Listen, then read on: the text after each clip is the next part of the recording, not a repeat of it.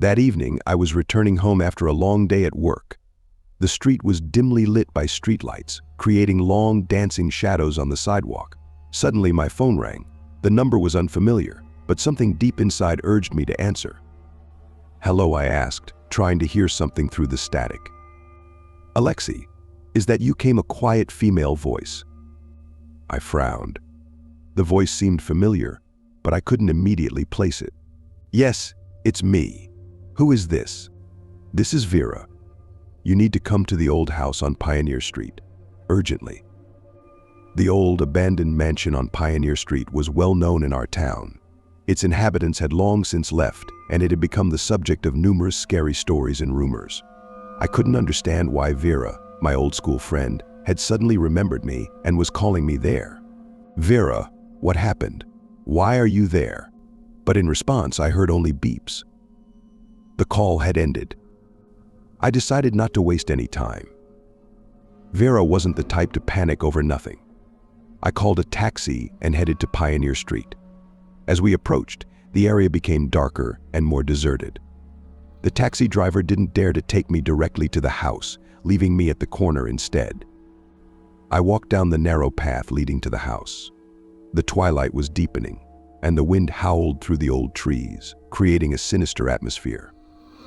The mansion looked as if it had been abandoned in a hurry. The windows were boarded up, the doors crooked, and moss and lichen were growing on the roof.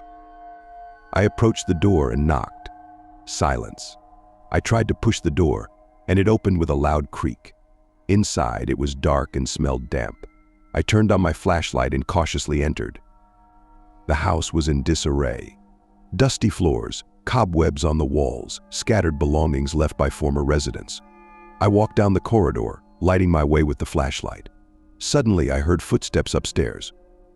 My heart began to beat faster. "Vera," I called out. The footsteps stopped. I climbed the creaky stairs to the second floor. The flashlight's beam revealed a woman's silhouette in the darkness. It was Vera, but she looked exhausted and frightened.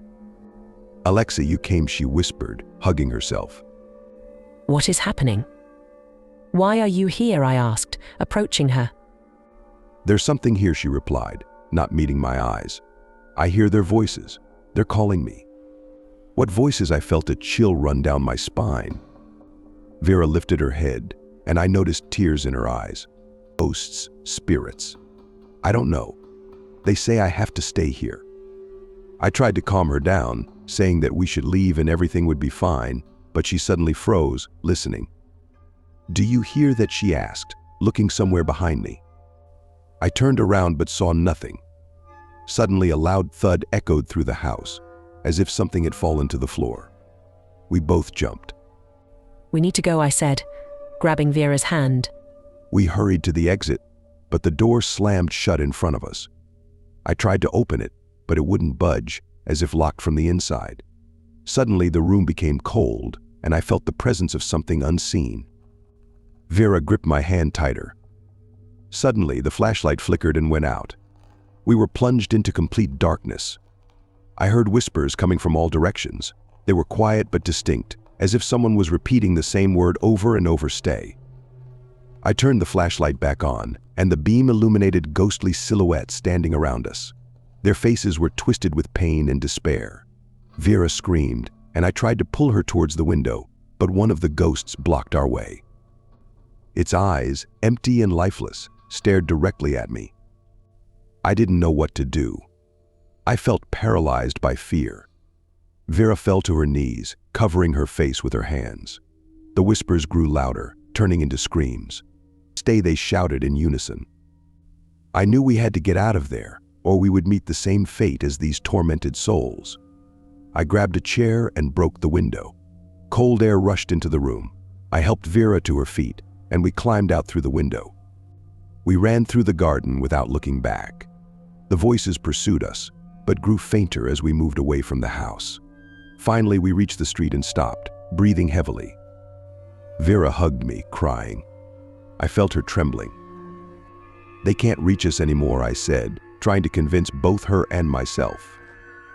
We stood in the darkness, listening to the fading echoes of the ghostly voices. I knew I would never forget this night, and that we would need to find a way to free the souls trapped in that cursed house.